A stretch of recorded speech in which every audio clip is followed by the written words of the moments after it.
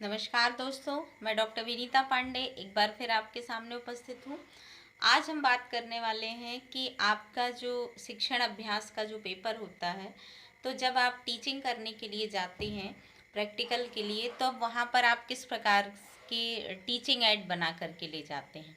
कई विद्यार्थियों ने फ़ोन किया है और पूछा है कि मैडम आप ये बताइए कि चार्ट हम किस किस प्रकार से बना सकते हैं और मॉडलों का हम प्रयोग किस प्रकार से कर सकते हैं।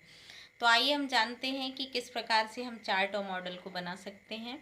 तो सबसे पहले तो हम एक चीज़ ये करेंगे कि अपने टॉपिक को देखेंगे, अपनी विषय वस्तु को देखेंगे और ये विचार करेंगे कि हमको कहाँ पर कौन सी चीज़ों को कब दिखाना है। तो जैसे कई बार हम प्रस्तावना के प्रश्न भी कुछ चीज़ों को दिखा करके पूछ सकते हैं कि इस चित्र में क्या है।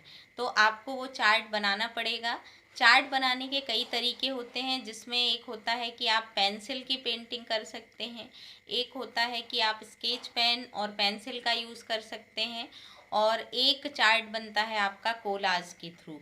तो आप वाटर कलर भी यूज़ कर सकते हैं, स्केच पेन भी यूज़ कर सकते हैं और पेपर कोलाज भी यूज़ कर सकते हैं। फिर आती है आपकी मॉडल की बात।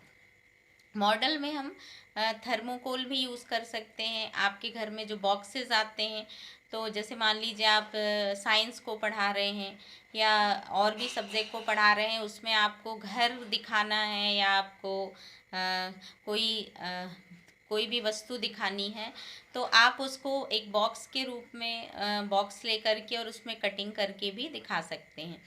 और इसके बाद भी अगर हम और चाहें तो जो आपके शादी के कार्ड्स होते हैं, उनमें भी आप स्टेपलर लगा करके उनका शेप जो है वो बना सकते हैं।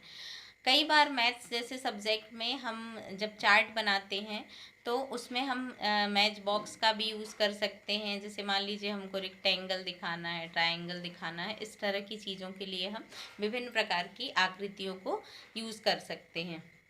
और बड़े मॉडल जब हम बनाते हैं, तो उसमें हम ओरिजिनल चीज़ें भी यूज़ करते हैं। जैसे मान लीजिए हमको ग्रीनरी करना है, तो कई विद्यार्थी लाइव मॉडल बनाते हैं। तो या तो आप उसको बैटरी से चला सकते हैं, या तो आप जैसे मान लीजिए साइंस पढ़ा रहे हैं, उसमें आपने पेड़ पौधों के बारे में बताया है, तो छोटे छोटे पौधों को आप चाहें तो खुद लगा सकते हैं। या पर्यावरण के बारे में आप बता रहे हैं, तो अगर आपने अपने घर के आसपास का विद्यालय या महाविद्यालय इस तरह की कोई चीज़ बनाई है, या आप अस्पताल बना रहे हैं, तो उसको भी आप थर्मोकोल के माध्यम से बना सकते हैं, या गत्ते के माध्यम से बना सकते हैं, या कार्डबोर्ड के माध्यम से बना सकते हैं।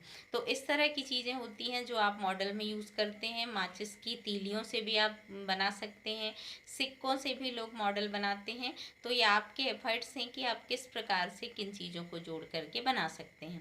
कई बार हम लकड़ी के टुकड़े होते हैं, जो गुट्टे होते हैं, उनका भी यूज़ करके मॉडल को बनाते हैं।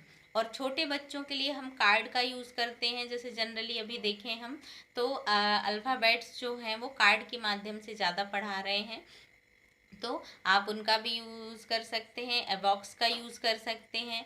और साथ ही हम तरह तरह की आकृतियाँ जो हैं वो मिट्टी के भी, जैसे मान लीजिए आपको फ्रूट्स पढ़ाना है, तो आप उन फ्रूट्स को मिट्टी के भी बनाकर और उनको कलर करके भी आप यूज़ कर सकते हैं। और बहुत सारी चीज़ें आपको मार्केट में भी मिल जाती हैं, तो आप चाहें तो उनका भी यूज़ कर सकते हैं।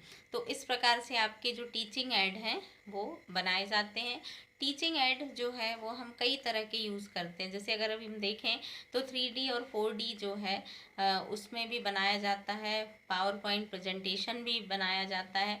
गूगल की कोई फिल्म भी जो हम उससे रिलेटेड होती है, उसको भी दिखा सकते हैं, कोई वीडियो दिखा सकते हैं। इस तरह की चीज़ों को भी हम अपनी टीचिंग एड में यूज़ कर सकते हैं। वर्तमान में तरह तरह की चीज़ें हैं, और स्मार्ट क्लासेस में हम जो भी चाहें उसको यूज़ कर सकते हैं। तो अगर आपके टॉपिक से रिलेटेड कोई चीज़ ऐसी समझ में आपको आ रही है, तो ग्राफिक्स के ज़रिए और आपका फ़ोटोशॉप जो होता है उसके माध्यम से भी आपने जहाँ टीचिंग की है, या आप अपनी स्वयं की फ़ोटो का भी कोलाज बना करके उसको टीचिंग एड के रूप में यूज़ कर सकते हैं। तो इस प्रकार से आप टीचिंग और एड को बनाएंगे। और सबसे बड़ी बात है कि आपको जब चार्ट को बनाना है, तो तो उसके साथ एक बुलेटिन बोर्ड ज़रूर बनाएं। बुलेटिन बोर्ड जो होता है वो आपका एक शीट, ड्राइंग शीट के आकार का आपको गत्ता मिलता है। उसके चारों तरफ आपको लकड़ी की एक बीट मिलती है, वो भी मिल जाती है मार्केट में। आप उसको छोटी छोटी कील के थ्रू आप उसको ठोक करके बना सकते हैं। वैसे तो बुलेटिन बोर्ड आजकल बाज़ार में तैयार भी मिल रहे हैं, तो उसमें ये आसानी होती है कि जैसे मान लीजिए आपको कई छोटी छोटी चीज़ें भी होती हैं, कई छोटे चित्र दिखाने हैं, तो आप उसको कार्ड पिन जो होती है उसके थ्रू जो है वो आप बोर्ड पिन के थ्रू आप उसको उसमें टक कर सकते हैं और दिखा सकते हैं। और बुलेटिन बोर्ड में आपका चार्ट जो है वो कभी भी मुड़ता नहीं है। तरह तरह की चीज़ों को आप जितने बार चाहें वहाँ से निकाल करके और उतने बार उसको लगा सकते हैं। तो ये एक बुलेटिन बोर्ड का फ़ायदा होता है जो कक्षा शिक्षण में बहुत ही प्रभावकारी है। तो आप इन सब चीज़ों को बनाएं और चार्ट के ऊपर ऊपर और नीचे आपको एक रूल या एक, आजकल तो प्लास्टिक के भी मिलते हैं, या तो आप एक लकड़ी के टुकड़े को बीट को लेकर के उसको आगे पीछे से टेप के जरिए या फेविकॉल के थ्रू आप उसको चिपकाइए। ऊपर टांगने के लिए एक टैग ज़रूर लगाइए। उससे क्या होता है कि आपका जो चित्र है, चार्ट है, वो मुड़ता नहीं है। क्योंकि बहुत सारे विद्यार्थियों का हम देखते हैं कि वो चार्ट जो है वो नीचे बार बार मुड़ जाता है।